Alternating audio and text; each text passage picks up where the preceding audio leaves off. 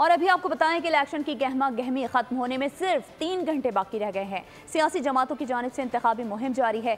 इस वक्त कराची में क्या सूरत हाल है, जानते हैं नुमाइंदा बोल न्यूज़ मोहम्मद काशान से, जो इस वक्त पीपल्स पार्टी के इलेक्शन ऑफिस में उम्मीदवार के हमराह मौजूद हैं।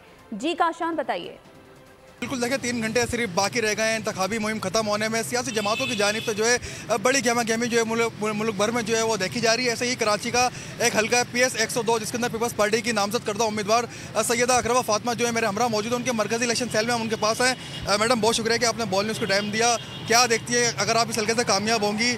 इनके इस हल्के के अंदर बड़े मसाइल हैं, वाटर के, सीवरेज के काफ़ी इश्यूज़ हैं, वो हल कर सकेंगे और कितनी पूरी उम्मीद है आप अपनी जीत के लिए? देखिए, इंशाल्लाह ताला सबसे पहले तो आपको भी पता है कि हम पूरी उम्मीद है कि इस मरतबा फेडरल में भी पाकिस्तान पीपल्स पार्टी की हुकूमत आ रही है और सूबे में तो ऑब्वियस सी बात है इंशाल्लाह ताला सिंध में पीपल्स पार्टी आ रही है।